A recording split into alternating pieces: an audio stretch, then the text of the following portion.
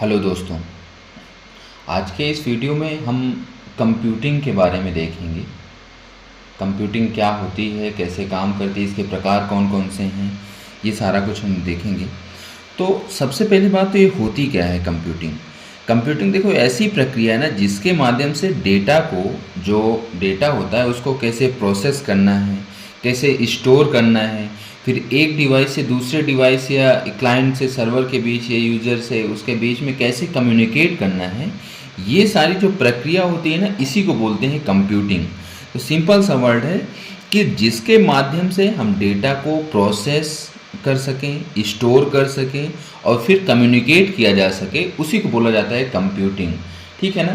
तो देखो यहाँ पे लिखा भी है, कंप्यूटिंग एक व्यापक शब्द है जो डेटा प्रोसेसिंग या डेटा प्रोसेसिंग के लिए, समस्याओं को हल करने के लिए और कंप्यूटेशनल टास्क को पूरा करने के की प्रक्रिया को दर्शाता है, उसी को बोलते हैं कंप्यूटिंग। और इसके विभिन्न प्रकार होते हैं। तो इनमें से पहला प्रकार है, आप कंप्यूटिंग की डेफिनेशन अगर आपसे कहीं भी पूछता है ना, तो बस सिंपल सी इतनी कि डेटा को प्रोसेस करना, प्रोसेस करने के बाद उसको एग्जीक्यूट करना, एग्जीक्यूट करने के बाद स्टोर करना, स्टोर करने के बाद जो भी रिजल्ट आए उसे कम्युनिकेट कर देना, यही बोला जाता है कंप्यूटिंग। अब उसके बाद इसके टाइप में सबसे नंबर 1 पे है सीक्वेंशियल कंप्यूटिंग। देखो सीक्वेंशियल कंप्यूटिंग नाम से ही इसका वो काम क्लियर है कि सीक्वेंशियल में क्या होगा। सीक्वेंशियल का मतलब होता है क्रम, सीक्वेंशियल का मतलब होता है क्रम। तो इसमें इस प्रकार की कंप्यूटिंग में क्या होता है, जो प्रोसेस होती है ना, मतलब प्रोसेस कह लो या एग्जीक्यूशन जो होता है ना, ये क्रमिक होता है। क्रमिक होता है मतलब ये कि बहुत सारे हमारे पास तो टास्क बहुत सारे होते हैं ना, टास्क बहुत सारे होते हैं। मान लो ये T1 है, ये T2 है, ये T3 है, ये T4 है। तो अगर और ये यहाँ पे होता है CPU, यहाँ पे होता है CPU। अगर सीक्वेंशियल कंप्यूटिंग है तो सीक्वेंशियल कंप्यूटिंग में क्या होगा, ये टास्क पहले इसके पास जाएगा और पूर्ण रूप से मतलब कंप्लीटली एग्जीक्यूट होगा, और एग्जीक्यूट होने के बाद जब ये बाहर आएगा, मतलब कि इसका एग्जीक्यूशन कंप्लीट हो जाएगा, तभी फिर दूसरे टास्क को वो CPU के पास जाएगा, ये पूरा कंप्लीट होगा, फिर ये बाहर आएगा, फिर तीसरा जाएगा।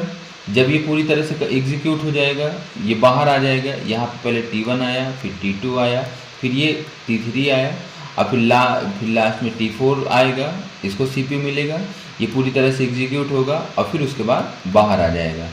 तो ये जो प्रोसेस होती है ना, इसी को बोलते हैं सीक्वेंशियल कंप्यूटिंग। ये पहले के टाइम में प्रयोग किया जाता था। अब क्या है, अब पैरेलल कंप्यूटिंग का ज़माना है कि मतलब एक साथ मल्टीपल टास्क परफॉर्म होना ना, एक साथ मल्टीपल टास्क परफॉर्म होना। तो सीक्वेंशियल कंप्यूटिंग में यही है कि एक बार में एक टास्क जिस सीक्वेंस में आया है उस सीक्वेंस में परफॉर्म होगा। ठीक है ना। तो वही चीज़ यहाँ पे देखो बताया गया है। इसमें एक समय में केवल एक टास्क या इंस्ट्रक्शन प्रोसेस किया जाता है। इसकी विशेषताएं क्या होती हैं, ये बहुत ही सरल और सीधा होता है, स्ट्रेट फॉरवर्ड होता है। टास्क को एक के बाद एक स्टेप बाय स्टेप प्रोसेस किया जाता है। ठीक है। और उदाहरण के लिए है, एक किताब को पेज दर पेज पढ़ना, एक पेज के बाद दूसरा, दूसरे के बाद तीसरा, ऐसे पढ़ते जाना, एक इसका एग्जाम्पल है सीक्वेंशियल कंप्यूटिंग का। एक प्रोग्राम को लाइन बाय लाइन एग्जीक्यूट करना ही इसका वो है। ठीक। अब नेक्स्ट आता है पैरेलल कंप्यूटिंग। पैरेलल कंप्यूटिंग में क्या होता है, इसमें एक साथ कई टास्क या इंस्ट्रक्शन को समांतर रूप से प्रोसेस किया जाता है। ठीक है ना। अब इसके बारे में मैं आपको समझाता हूँ। इसमें पैरेलल कंप्यूटिंग क्या होता है। पैरेलल कंप्यूटिंग जो होता है आज के टाइम में बहुत ज़्यादा पॉपुलर है, बहुत ज़्यादा यूज़ किया जाता है।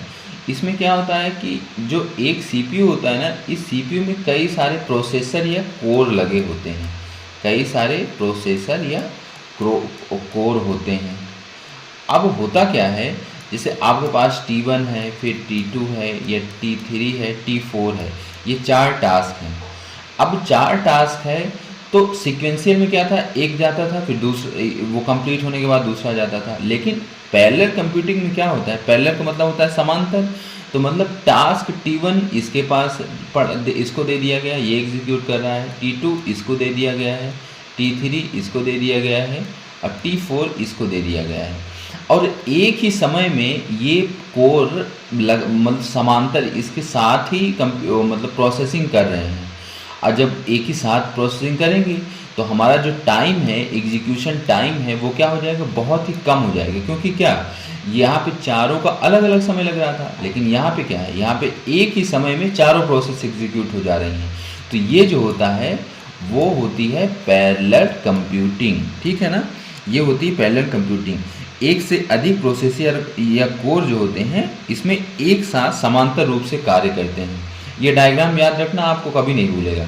पहले इसमें सीक्वेंस में क्या था, एक एक करके प्रोसेस जाती थी, लेकिन पैरेलल कंप्यूटिंग में क्या होता था, इसी जो सीपीयू है इसमें कई सारे कोर लगे होते हैं। अब इन कोर को, प्रत्येक कोर को एक टास्क दे दिया जाता है और एक साथ वो सारे कोर एक साथ काम करते हैं। तो इसमें क्या होगा, टाइम कम लगेगा और प्रोसेस जल्दी एग्जीक्यूट हो जाएगी। तो ये बात हो गई हमारी किसकी, पैरेलल कंप्यूटिंग की। अब पैरेलल कंप्यूटिंग अगर विशेषता की बात करें, अब देखो वहाँ पे एक बार में एक काम हो रहा था, लेकिन यहाँ एक बार में चार काम हो रहा है ना, चार टास्क एग्जीक्यूट हो रहे हैं। तो इसकी जो स्पीड होगी वो क्या होगी, बहुत ही फास्ट हो जाती है और बड़ी और जटिल समस्याओं को हल करने के लिए ये उपयोगी होता है ना। एक साथ मिलके काम करते हैं तो इसलिए वो हो जाता है। अब इसके कई सारे प्रकार भी होते हैं पैरेलल कंप्यूटिंग के, तो एक एक करके हम देखेंगे। नंबर 1 पे है bit level parallelism. Bit level में क्या होता है कि प्रोसेसर एक समय में एक से अधिक बिट को प्रोसेस करता है, ठीक है ना। हमारे कंप्यूटर में क्या होता है, बिट्स होती हैं। तो कंप्यूटर मतलब सीपीयू का जो प्रोसेसर होता है या कोर होता है, वो डेटा के बिट्स को एक से अधिक बिट्स को प्रोसेस करता है। जैसे क्या, मॉडर्न कंप्यूटर का जो आज के टाइम में आर्किटेक्चर है ना, आज के टाइम में जो मॉडर्न कंप्यूटर का प्रोसेसर होता है वो इसी सिद्धांत पे कार्य करता है, एक साथ कई सारे बिट्स को प्रोसेस करना। तो ये देखो नाम से ही पता चल रहा है, बिट लेवल है, बिट लेवल पैरेललिज्म है। तो मतलब एक समय में कई सारी एक से अधिक बिट को एग्जीक्यूशन करना ही बिट लेवल पैरेललिज्म बोला जाता है। इंस्ट्रक्शन लेवल पैरेललिज्म में क्या होगा, ये भी नाम इसके आगे इसकी इंस्ट्रक्शन है तो वही है। एक ही प्रोग्राम के अलग अलग निर्देशों को एक साथ निष्पादित किया जाता है। इसमें क्या होता है, एक साथ कई इंस्ट्रक्शन को प्रोसेस करना।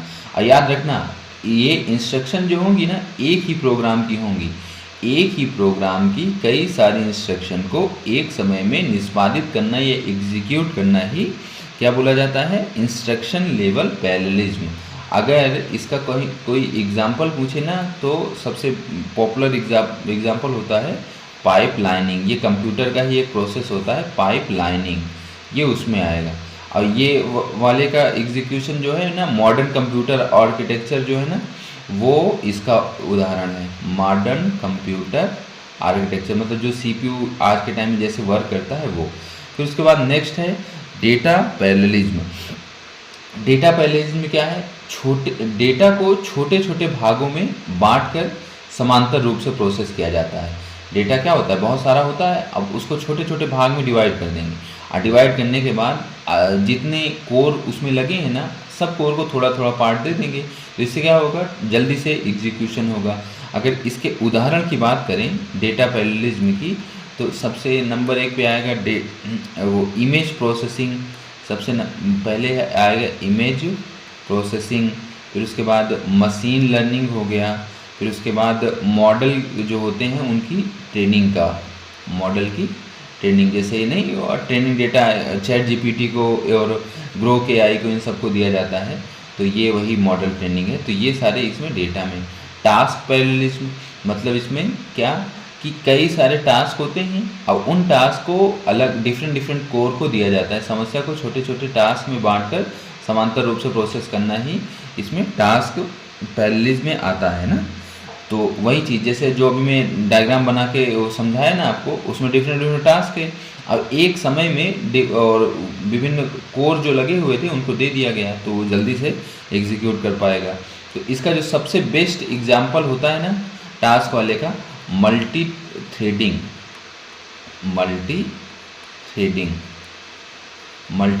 इसका उदाहरण है। ये वेब सर्वर आज के टाइम में जो वर्क करते हैं, एक बार में कितने सारे यूज़र रहते होंगे जो एक ही चीज़ सर्च करते हैं, जैसे मान लो कोई वेबसाइट, मान लो यूपी एग्ज़ाम वाले वेबसाइट है, तो एक समय में कई सारे यूजर वो करते हैं ना, तो ये किसका वो है, वो इसी का उदाहरण है ना। फिर उसके बाद नेक्स्ट इसको वो करें, सुपर कंप्यूटर इसी पे कॉन्सेप्ट पे वर्क करता है। मल्टी कोर प्रोसेस, अभी मैं बताया आपको, बिट लेवल पैरेललिज्म का ही उदाहरण है। फिर उसके बाद नेक्स्ट है डिस्ट्रीब्यूटेड कंप्यूटिंग। डिस्ट्रीब्यूटेड कंप्यूटिंग क्या होती है? डिस्ट्रीब्यूटेड कंप्यूटिंग होती है कि इसमें आपको कंप्यूटर नेटवर्क पर पढ़ा दिया गया है, तो कई सारे कंप्यूटर इसमें होते हैं। मैं इसको आपको डायग्राम के थ्रू समझाता हूँ तो ये आपको ज़्यादा बेहतर समझ में आएगा। डिस्ट्रीब्यूटेड कंप्यूटर में क्या होता है कि एक कंप्यूटर यहाँ पे रखा है, दूसरा किसी दूसरे लोकेशन में है, तीसरा किसी दूसरे लोकेशन में है, चौथा, मान लो ये कंप्यूटर प्रयागराज में रखा है, ये लखनऊ में रखा है, ये कानपुर में रखा है, ये नोएडा में रखा है, और ये दिल्ली में रखा है, और इन सब का सर्वर कहीं मान लो बॉम्बे में रखा है। तो ये सारे कंप्यूटर हैं। अब ये कंप्यूटर किसी एक नेटवर्क के थ्रू आपस में कनेक्ट होके और किसी एक पर्टिकुलर टास्क को पूरा करते हैं। तो ये जो प्रोसेस होती है ना, इसी को बोलते हैं डिस्ट्रीब्यूटेड कंप्यूटिंग। ये बहुत इंपॉर्टेंट है, इसको याद रखना ना। क्या कि कई सारे कंप्यूटर जो डिफरेंट लोकेशन पे स्थित हैं, वो मिल के किसी एक पर्टिकुलर काम को एग्जीक्यूट करते हैं, उसी को बोला जाता है डिस्ट्रीब्यूटेड। अब जैसे मान लो कोई एक बहुत बड़ा टास्क है, अब इस टास्क में बहुत सारी इंस्ट्रक्शंस होंगी ना। अब मान लो इसमें 100 इंस्ट्रक्शन है, तो क्या होगा, कुछ ये ले लेगा, कुछ ये ले लेगा, कुछ ये इसको दे दिया जाएगा, कुछ इसको दे दिया जाएगा, कुछ इसको दिया जाएगा और कुछ इसको दिया जाएगा। अब ये सारे मिल के एक साथ क्या करेंगे, एग्जीक्यूट करेंगे। और जब इनका एग्जीक्यूशन कंप्लीट हो जाएगा, तो जो भी रिजल्ट होगा उस रिजल्ट को एक जगह लेके इकट्ठा कर लिया जाएगा। तो ये जो प्रोसेस होती है, इसी को बोलते हैं डिस्ट्रीब्यूटेड कंप्यूटिंग। आई होप ये आपको डायग्राम से बहुत कुछ क्लियर हुआ होगा। इसमें देखो यही लिखा है, इसमें कई कंप्यूटर एक नेटवर्क के माध्यम से जुड़कर एक बड़ी समस्या को हल करते हैं। ठीक है ना, ये बहुत इम्पोर्टेंट भी है। तो इसमें कई कंप्यूटर मिलकर हल करते हैं। इसमें डेटा और प्रोसेसिंग को विभिन्न स्थानों पर स्थित एक सिस्टम के बीच विभाजित किया जाता है। ये मैं आपको इस डायग्राम के थ्रू बता ही दिया। अब इसके प्रमुख लक्षण क्या होंगे कि कि इसमें जो कंप्यूटर सिस्टम होंगे वो मल्टीपल होंगे, और प्रोसेस जो होगी वो क्या होगी, कॉन्करेंट होंगी, मतलब एक के साथ एक, मतलब पैरेलल चलेगा। और फिर होता है एक फॉल्ट टॉलरेंस। देखो ये एक इंग्लिश का वर्ड है, इसको मैं बताता हूँ। फॉल्ट टॉलरेंस क्या होता है, एक वर्ड होता है, ये चीज़ यहाँ पे समझ लो, FAULT, फॉल्ट टॉलरेंस। ये कंप्यूटर में एक वर्ड होता है। अगर कभी एग्जाम में आ जाए कि ये किसको रिप्रेजेंट करता है, तो क्या बताओगे? देखो इसमें फॉल्ट टॉलरेंस जो होता है ना, वो बहुत अच्छा होता है। इसमें क्या, जैसे मान लो ये प्रोसेसिंग के दौरान ये लखनऊ वाला जो कंप्यूटर है, ये क्या हुआ, ख़राब हो गया, इसमें कुछ कमी आ गई, तो क्या अगर इस एक कंप्यूटर में कोई कमी आ गई, तो बाकी ये और ये यहाँ वाला, नोएडा वाला, कानपुर वाला, बॉम्बे वाला, ये सारे अपने टास्क को तो परफॉर्म कर ही रहे हैं ना। तो इसको हटा के रिप्लेस कर दिया जाता है, मतलब इसकी जो प्रॉब्लम है इसको तुरंत सॉल्व कर लिया जाता है, और किसी में मतलब उस टास्क को प्रोसेस करने में बाधा भी नहीं आती है। तो ये जो होता है ना, इसी को बोलते हैं फॉल्ट टॉलरेंस। अब इसका स्केलेबिलिटी भी इसकी बहुत अच्छी होती है। स्केलेबिलिटी का मतलब होता है कि अगर मान लो कोई नया हमें कंप्यूटर जोड़ना है, मान लो जैसे कि लखनऊ में ही कोई एक दूसरा सिस्टम जोड़ना है, तो आसानी से इसको जोड़ सकते हैं। तो इसी को बोला जाता है स्केलेबिलिटी। तो ये इसके लक्षण है। मल्टीपल सिस्टम होते हैं, देखो कितने सारे सिस्टम हैं, ये मल्टीपल सिस्टम हो गया। कॉन्करेंट प्रोसेस, एक प्रोसेस ये कर रहा है, एक प्रोसेस ये कर रहा है, एक प्रोसेस ये, तो एक साथ कई सारी प्रोसेस हो रही थी, ये हो गए कॉन्करेंट प्रोसेस। फॉल्ट टॉलरेंस, अगर किसी में कमी आई तो तुरंत उसे रिप्लेस करके दूसरा लगा दिया गया, तो इसको बोलते हैं फॉल्ट टॉलरेंस। रिसोर्स की शेयरिंग, मान लो कोई एक बहुत महंगा रिसोर्स है, तो ये क्या करेंगे, सब एक ही रिसोर्स, मान लो जैसे मैं एग्जांपल मान ले रहा हूँ, एक प्रिंटर है, जिसे साइबर कैफे में क्या करते हैं, एक ही प्रिंटर होता है और जितने कंप्यूटर होते हैं सब प्रिंट देते हैं, तो उसी से निकलता है। तो उसी तरह यहाँ पे होता है, जो महंगा रिसोर्स होता है उसको एक ही रिसोर्स से ये सारा अपना रिसोर्स को शेयर कर लेते हैं, और फिर स्केलेबिलिटी मतलब नया कंप्यूटर जोड़ना इसमें आसान होता है। अब ये कार्य करने का इसका तरीका क्या है, मैं आपको बता ही दिया। कार्य को छोटे छोटे भागों में विभाजित किया जाता है, और प्रत्येक भाग को अलग अलग कंप्यूटर या सर्वर को सौंपा जाता है। कोई एक बड़ा सा टास्क है, इसको छोटे छोटे पार्ट में डिवाइड किया जाएगा, और फिर ये कार्य को जितने भी कंप्यूटर हैं या सर्वर हैं उनको सौंपा जाएगा, और फिर उसके बाद सभी सिस्टम एक दूसरे से नेटवर्क के माध्यम से जुड़े रहते हैं। इनके बीच में एक नेटवर्क होता है कि इसके माध्यम से जुड़े रहते हैं। अब प्रत्येक सिस्टम अपने कार्य को पूरा करने के बाद अंतिम परिणाम, ये कार्य जैसे ही पूरा होगा तो अंतिम परिणाम को यहाँ पे क्या करेगा, इसके साथ साझा करेगा, और साझा करने के बाद फिर उसको कंबाइन करके वो कर दिया जाता है। अब अगर इसके उदाहरण की बात करें तो जैसे गूगल का जो सर्च इंजन है ना, इसी कॉन्सेप्ट पे वर्क करता है, और बिट टोरेंट फाइल शेयरिंग करके एक वो प्रोग्राम है, वो भी इसी पे वर्क करता है। ठीक है ना, तो ये हो गई बात हमारी किसकी, ये डिस्ट्रीब्यूटेड उसकी। ये रिसोर्स शेयरिंग मैं आपको बता ही दिया। फॉल्ट टॉलरेंस, यदि एक कंप्यूटर फेल हो जाता है तो अन्य कंप्यूटर काम को जारी रखते हैं। गूगल का सर्च इंजन, ब्लॉकचेन टेक्नोलॉजी, ये सारे इसी पे वर्क करते हैं। अब अगर इसके प्रकार की मैं बात करूँ ना डिस्ट्रीब्यूटेड की, तो इसके बहुत सारे प्रकार आते हैं। जैसे क्लाइंट सर्वर आर्किटेक्चर होता है, ये कंप्यूटर नेटवर्क में आपको बताया गया था। क्लाइंट सर्वर आर्किटेक्चर ये किस पे वर्क करता है, डिस्ट्रीब्यूटेड पे ही वर्क करता है। ये सर्वर डेटा और संसाधन प्रदान करता है और क्लाइंट को रिक्वेस्ट भेजता है। जैसे बैंकिंग सिस्टम हो गया, वेब सर्वर, यहाँ पे इसका प्रयोग होता है। फिर एक आता है पीयर टू पीयर नेटवर्क, ये भी आपको कंप्यूटर नेटवर्क में बताया गया था।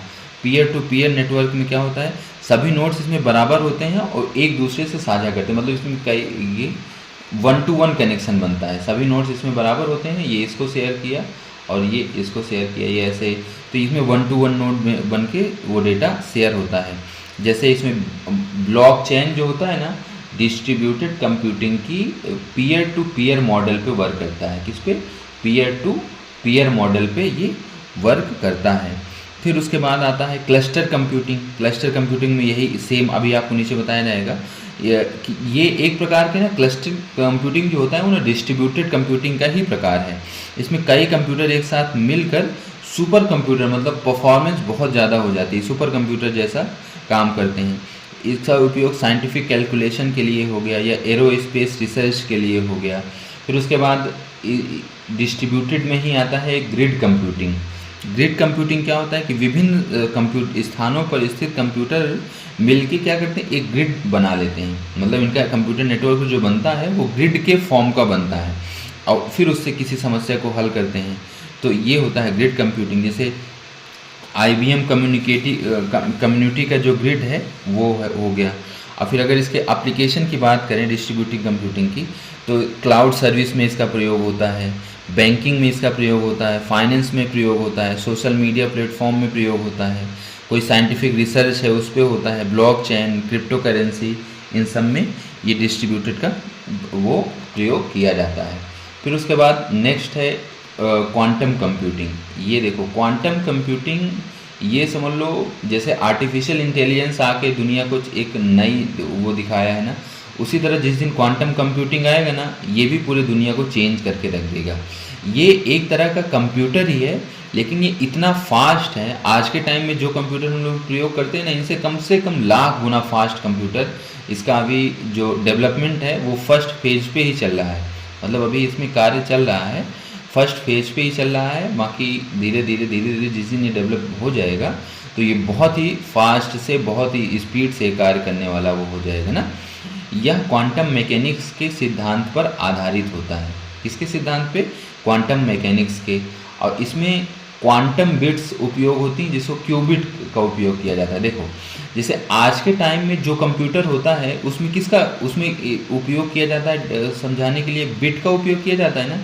अब बिट में होता है 0 और 1, लेकिन ये जो क्वांटम कंप्यूटर होंगे उसमें बिट का प्रयोग नहीं किया जाएगा, उसमें एक नया वो आएगा क्यूबिट्स, उसका प्रयोग किया जाएगा। अब देखो क्यूबिट और बिट में क्या अंतर होता है, इसमें 0 या 1 इन दोनों में से किसी जीरो को प्रयोग किया जाता है एक बार में या तो 1 का। लेकिन जो क्यूबिट होता है, क्यूबिट में क्या होगा, एक ही साथ जीरो को और उसी के साथ एक, मतलब दोनों का एक साथ प्रयोग किया जाने लगेगा। नॉर्मल आज के कंप्यूटर में क्या एक समय में या तो जीरो प्रयोग होगा या तो 1 प्रयोग होगा, लेकिन क्यूबिट जो होगा उसमें जीरो और 1 एक साथ ही प्रयोग किया जाएगा। तो ये होता है क्यूबिट। ये टर्म याद रखना, ये क्या पता आपको पेपर में आगे कभी मिल जाए। ये क्वांटम बिट या क्यूबिट क्या होता है, तो ये क्वांटम कंप्यूटिंग का एक बिट होता है जिसमें जीरो और एक साथ दोनों काम करते हैं, तो ये इसको बोला जाता है क्यूबिट। और ये नॉर्मल बिट क्या होती है, जीरो या 1, इन दोनों में से कोई एक जो होती है उसको बोला जाता है 1 बिट। यह प्रभाव क्यूबिट के विभिन्न स्टेट के बीच बहुत तेज़ी से ट्रांजिशन करने में मदद करता है, जिससे गणनाएं तेज़ हो जाती हैं। क्वांटम कंप्यूटिंग का एक वही है। अब इसके बाद नेक्स्ट है, इसकी विशेषताएं क्या हैं।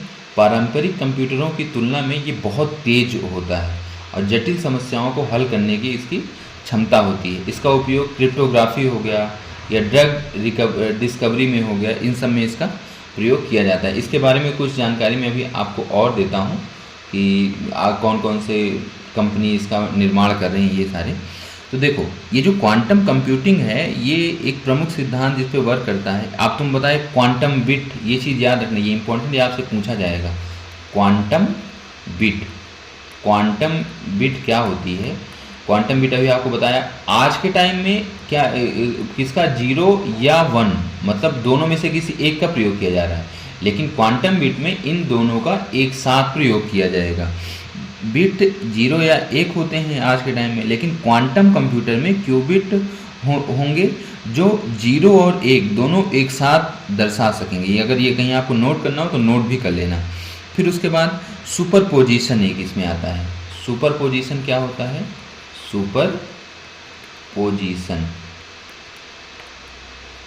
सुपरपोजिशन में क्या होगा, ये पारंपरिक बिट एक समय में केवल 0 या 1 हो सकते हैं, लेकिन क्यूबिट एक समय में 0 और 1 दोनों हो सकते हैं, जिससे यह समांतर रूप से कई गणनाएं कर सकता है। ये सुपरपोजिशन में ये आएगा। फिर एंटेगलमेंट में यहाँ एक क्यूबिट की स्थिति बदलेगी जो दूसरा क्यूबिट भी तुरंत बदल जाएगा, चाहे वो कितनी भी दूरी पर हो। तो इससे क्या होगा कि मतलब इसकी स्पीड जो होगी बहुत फास्ट हो जाएगी और ट्रांजिशन जो होता है इसमें बहुत तेज़ी से होता है। अब फिर आज के टाइम में ये वाला क्वेश्चन अब पूछा जाएगा कुछ दिनों में कि क्वांटम कंप्यूटर बनाने वाली प्रमुख कंपनियां कौन सी हैं। क्वांटम कंप्यूटर बनाने वाली प्रमुख कंपनियां कौन कौन सी हैं ना, क्वांटम कंप्यूटर कौन कौन सी बना रही हैं। तो देखो, सबसे पहले एक इसमें आएगा गूगल जो बना रहा है वो है, उसके कंप्यूटर का नाम है, एक मिनट आगे, उसका है sycamore quantum computer, SYCAMOR, sycamore quantum computer. ये चीज़ कहीं आपको नोट करना हो नोट कर लेना, ये अभी बुक में नहीं है, आगे डाला जाएगा। गूगल कौन से क्वांटम कंप्यूटर को बना रहा है, साइकामोर क्वांटम कंप्यूटर। फिर उसके बाद एक IBM भी इस पर काम कर रहा है। IBM कौन सा बना रहा है, IBM Q सिस्टम इसका नाम है, IBM Q सिस्टम, ये इस क्वांटम कंप्यूटर पे वर्क कर रहा है। अब माइक्रोसॉफ्ट भी एक वो कंप्यूटर बना रहा है, क्वांटम कंप्यूटर, माइक्रोसॉफ्ट। अब इसके क्वांटम कंप्यूटर का नाम है आज़ूर क्वांटम कंप्यूटर, ठीक है ना। और फिर उसके बाद एक है D-Wave करके एक वो है, ये भी बना रहा है D-Wave। ये चीज़ें ध्यान रखना ना, ये गूगल वाला तो सबसे ज़्यादा इम्पोर्टेंट है, गूगल वाला, माइक्रोसॉफ्ट वाला, IBM वाला। D-Wave जो है ये क्वांटम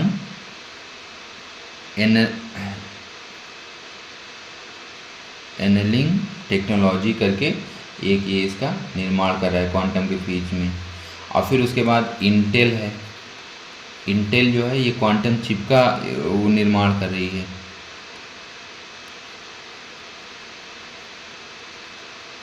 क्वांटम चिप डेवलपमेंट।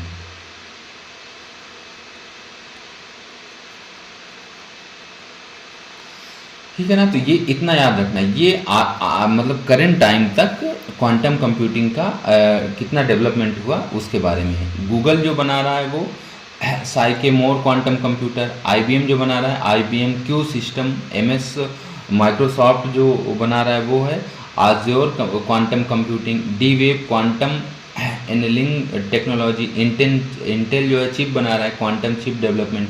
तो ये आज के टाइम में मतलब क्वांटम कंप्यूटिंग के फील्ड में ये ऑनगोइंग वर्क है।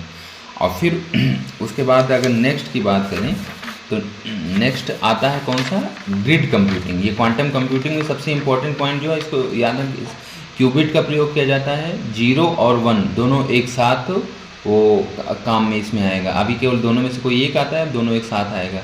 इसकी स्पीड बहुत ज़्यादा फास्ट होती है, ठीक है ना। क्रिप्टोग्राफी, ड्रग रिकवरी, इन सब में इसका प्रयोग किया जाएगा, ठीक है ना। और फिर उसके बाद ग्रिड कंप्यूटिंग। ग्रिड कंप्यूटिंग क्या होती है, इसमें कई कंप्यूटर एक ग्रिड के रूप में जुड़कर बड़ी समस्या का हल करते हैं। जैसे अभी आपको मैं बताया था ना, डिस्ट्रीब्यूटिव कंप्यूटिंग में क्या था कि डिफरेंट लोकेशन पे कई सारे कंप्यूटर रखे होते हैं। अब वो आपस में एक दूसरे से कनेक्ट होते हैं। अब कनेक्ट होके किसी एक मतलब कॉमन टास्क को एग्जीक्यूट करते हैं। उसी तरह ये जो ग्रिड कंप्यूटिंग होती है, ये डिफरेंट लोकेशन के डिफरेंट सिस्टम को कनेक्ट करके एक ग्रिड का रूप लेती है। मतलब कंप्यूटर नेटवर्क की जो संरचना बनती है वो ग्रिड के रूप में बनती है, इसीलिए इसको बोला जाता है ग्रिड कंप्यूटिंग। कई कंप्यूटर मिलकर एक सुपर, और ये जो फिर टास्क करते हैं ना, ये सुपर कंप्यूटर की तरह काम करते हैं। मतलब उसकी कैपेसिटी बहुत ज़्यादा होती है। तो ये जब आपस में छोटे छोटे कंप्यूटर मिल जाते हैं तो उनकी जो कैपेसिटी हो जाती है एक सुपर कंप्यूटर की तरह हो जाती है। तो इसीलिए इसको बोला जाता है ग्रिड कंप्यूटिंग। इसमें जो संरचना बनती है वो ग्रिड के फॉर्म की बनती है, ठीक है ना। और इसकी विशेषता क्या है, संसाधनों को साझा कर लेना, मतलब जो कोई रिसोर्स है उसको शेयर कर लेना, और कंप्यूटिंग हाई पावर जो होती है वो बहुत ज़्यादा हो जाती है, ठीक। अब इसका कार्य क्या है, जैसे डिस्ट्रीब्यूटेड कंप्यूटिंग का कार्य था, सेम वैसा ही ग्रिड कंप्यूटिंग का भी कार्य होता है। सेम वैसा ही स्ट्रक्चर बनेगा, बट डिफरेंस इतना होगा कि वो ये जो यहाँ पे संरचना जो बनती है ना, एक ग्रिड के फॉर्म की बनती है। जैसे ग्रिड के फॉर्म की ऐसे ना, ये यहाँ पे एक सिस्टम है, एक यहाँ है, एक यहाँ है, एक यहाँ है, एक यहाँ, ऐसे एक ग्रिड के फॉर्म की संरचना बनती है। अब इसमें जो मेन चीज़ है, इसके उदाहरण में एक है SETI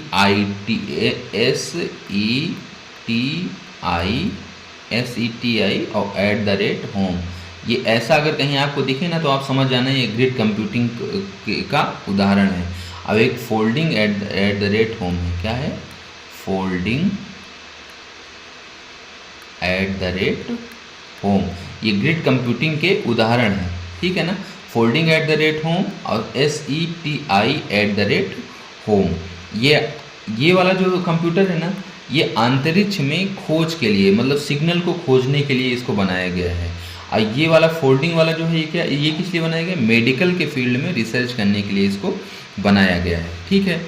अब फिर उसके बाद नेक्स्ट आता है क्लस्टर कंप्यूटिंग। अब उदाहरण में ये इसमें लिखा है, देख लेना, साइंटिफिक रिसर्च हो गया, और लार्ज स्केल में डेटा के एनालिसिस के लिए इसका प्रयोग किया जाता है। फिर नेक्स्ट है क्लस्टर कंप्यूटिंग।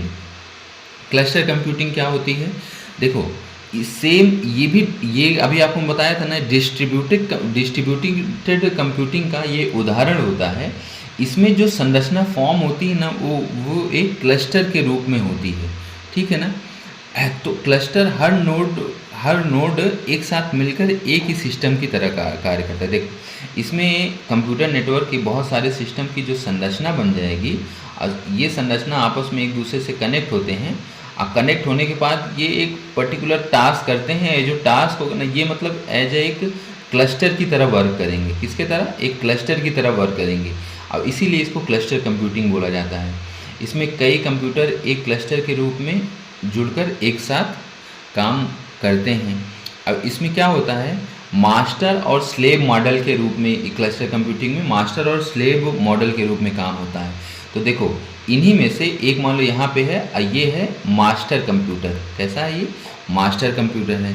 मास्टर नोड जो होता है किसी एक पर्टिकुलर टास्क को विभाजित कर देगा। अब विभाजित करने के बाद ये सारे होते हैं स्लेव नोड। अब ये स्लेव नोड में डिस्ट्रीब्यूट कर देगा।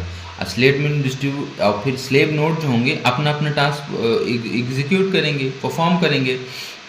फिर नोड जो होते हैं ना आपस में समन्वय स्थापित करते हैं। अगर किसी को कोई समस्या आई तो एक दूसरे की वो मदद करते हैं ना। नोड्स के बीच में डेटा जो होता है वो तेज़ी से आदान प्रदान होता है।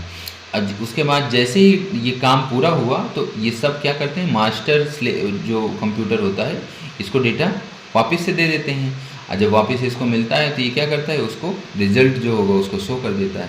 जब ये इसका पूरा काम होता है। इसकी विशेषता उच्च प्रदर्शन, फॉल्ट टॉलरेंस। इसके उदाहरण में डेटाबेस मैनेजमेंट सिस्टम हो गया, वेब सर्वर हो गया, गूगल का सर्च इंजन है, नासा के सुपर कंप्यूटर हैं, ये सब क्लस्टर में ही आते हैं।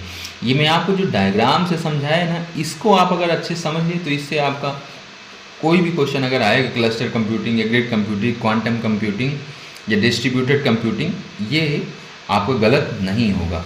क्योंकि ज़्यादातर क्वेश्चन जो होता है ना इसमें यही पूछता है, ये इसके कैरेक्टरिस्टिक से पूछता है। इसमें स्टेटमेंट वाले जो क्वेश्चन नहीं आते हैं, स्टेटमेंट लिख देगा, बोलेगा ये कौन सी कंप्यूटिंग का उदाहरण है।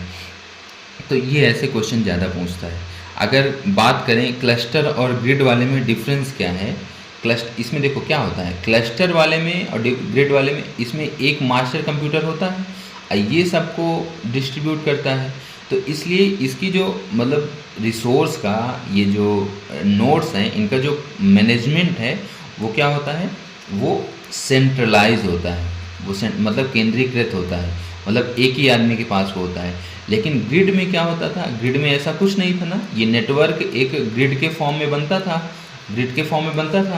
तो ये इसमें जो रिसोर्स का मैनेजमेंट है वो सेंट्रलाइज नहीं होता, वो डिसेंट्रलाइज होता है। मतलब सबके पास पावर होती है और इसमें केवल एक के पास पावर है और इसमें सबके पास पावर थी।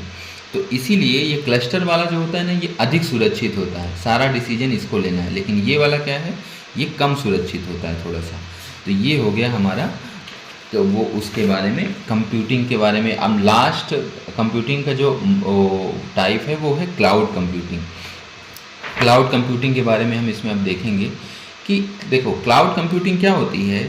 अब इतना सारा डेटा आज के टाइम में हो गया है दुनिया में कि सबको मैनेज करना, सबको करना बहुत मुश्किल होता जा रहा है। और जैसे मान लो हमारे मोबाइल में इतना डेटा मिलता है लेकिन फिर भी कम पड़ता है। कम कैसे पड़ता है, इतनी फ़ोटोज़ हो जाती हैं, इतना एप्लीकेशन हो जाता है कि कम पड़ जाता है। तो उसी लिए एक ये कॉन्सेप्ट आया क्लाउड कंप्यूटिंग का।